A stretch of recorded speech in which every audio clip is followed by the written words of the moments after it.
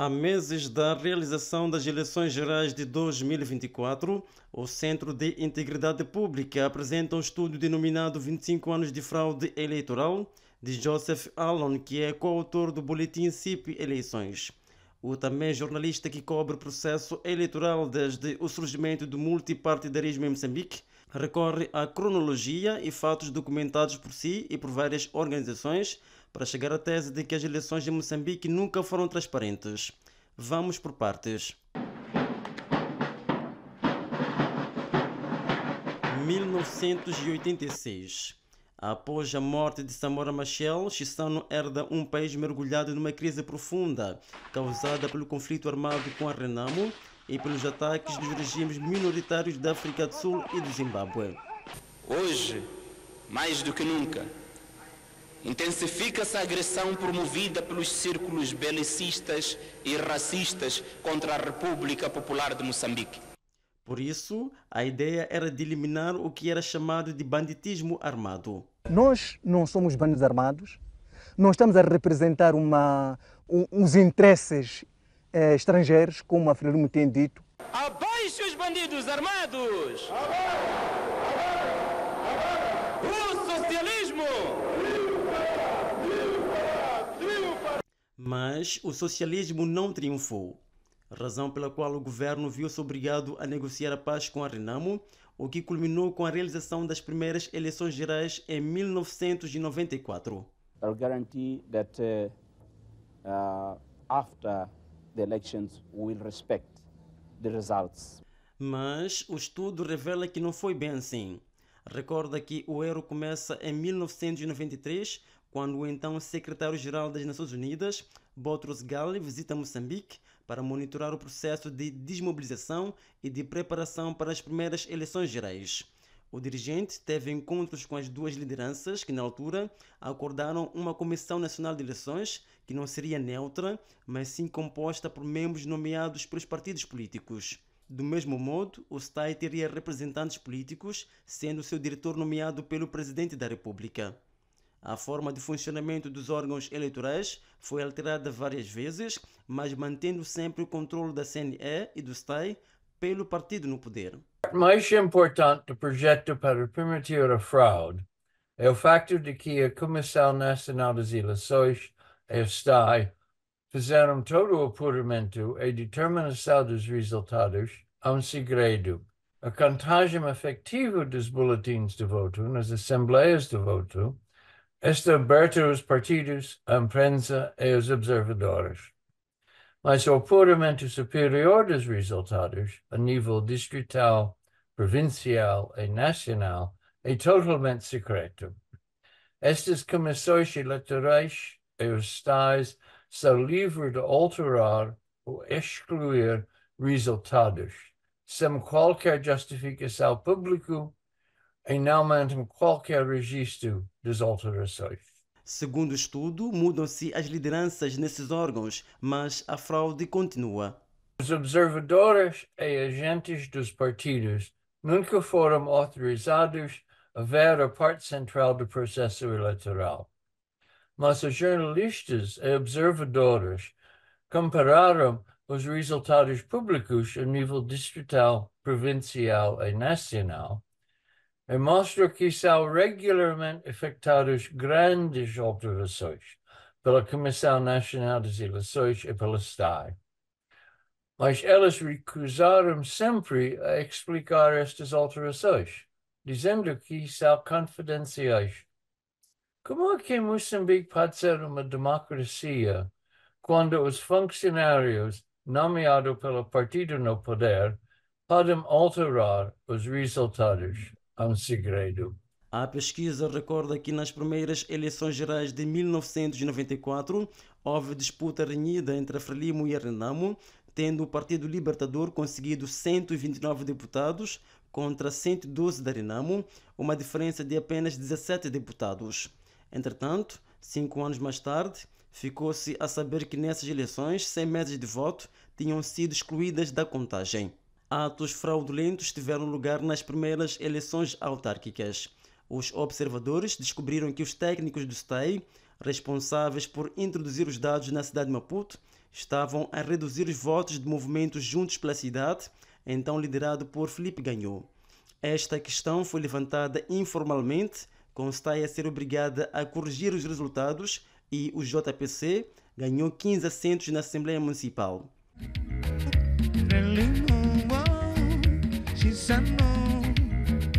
Mas o pior estava por vir.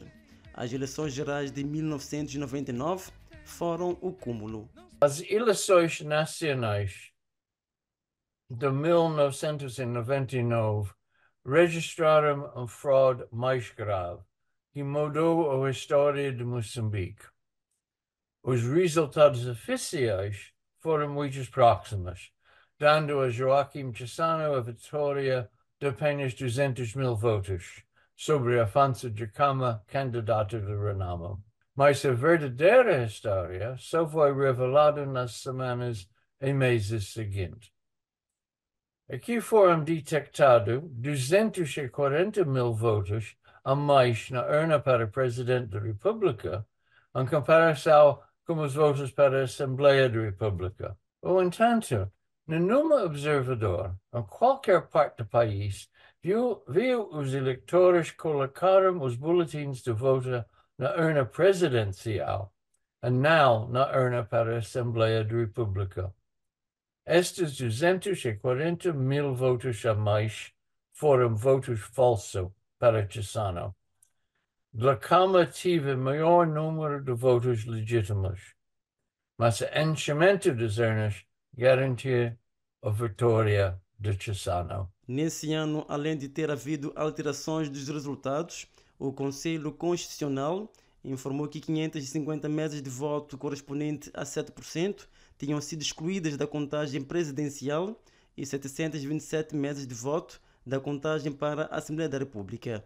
Em conferência de imprensa em finais de 2004, em Maputo, o antigo presidente dos Estados Unidos da América, Jimmy Carter, deixou claro que era impossível saber quem tinha efetivamente ganho as eleições de 1999, mas que achava que Dhlakama provavelmente tinha vencido.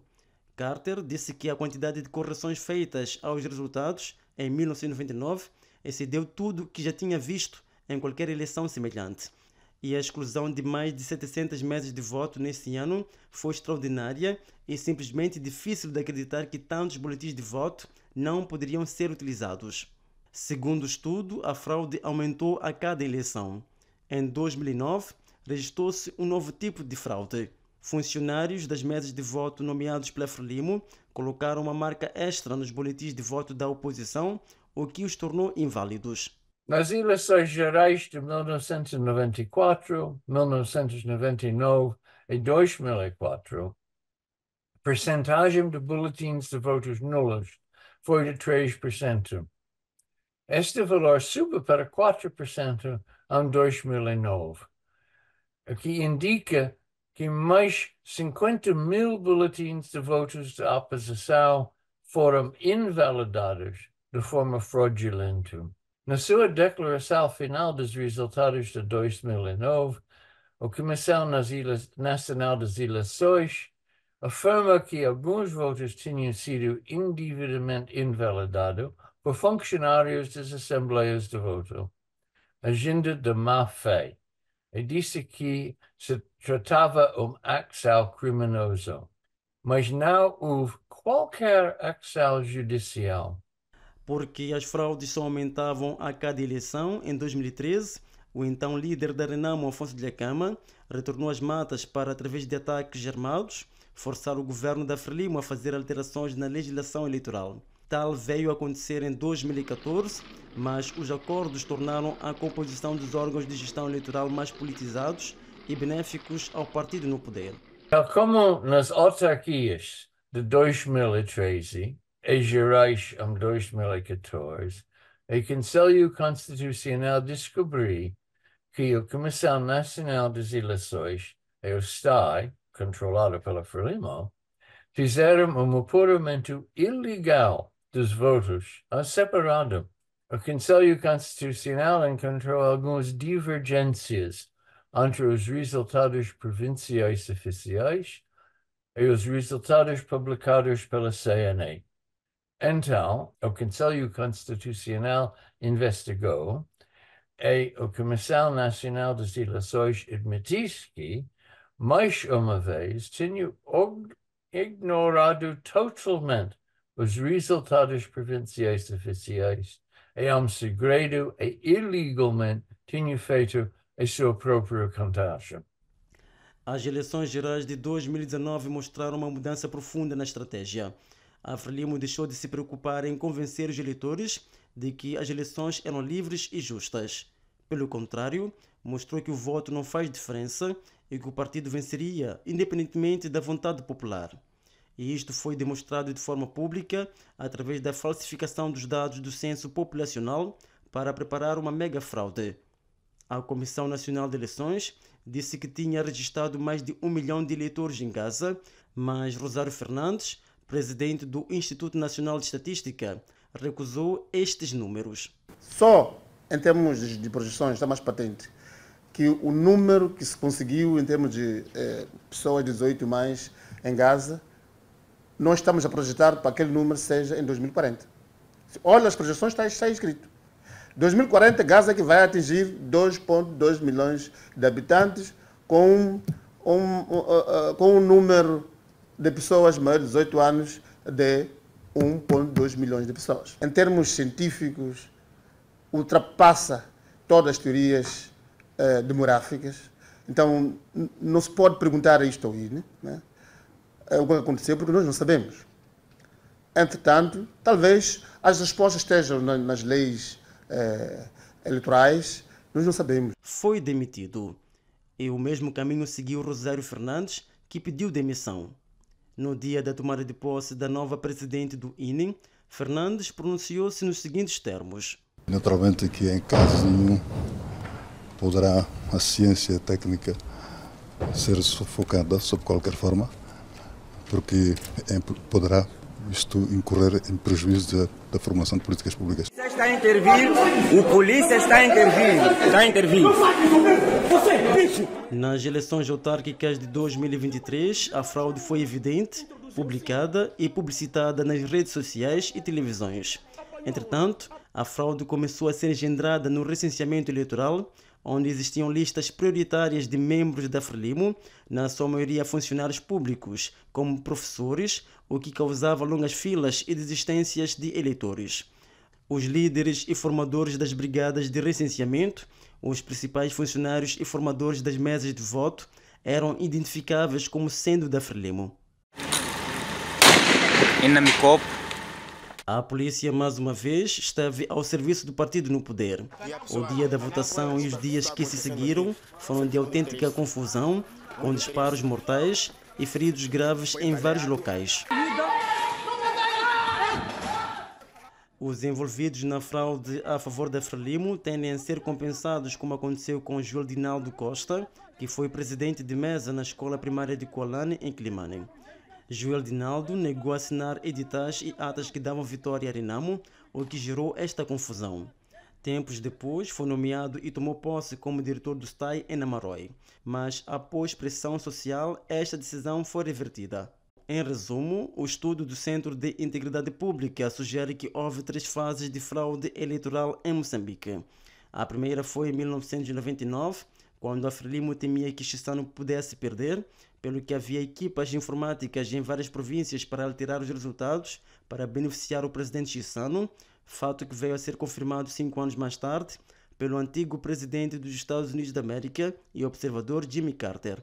A segunda fase, que aconteceu ao longo dos 15 anos seguintes, consistiu em desenvolver o enchimento de urnas, a invalidação dos boletins de voto da oposição e a simples alteração dos resultados, factos que foram encobertos por um secretismo crescente. Houve ainda uma tentativa bem-sucedida de convencer os moçambicanos de que as eleições eram na sua maioria livres e justas e que o voto podia fazer a diferença. A terceira fase começou com as eleições autárquicas de 2018, a altura em que o roubo eleitoral foi exibido ao invés de escondido.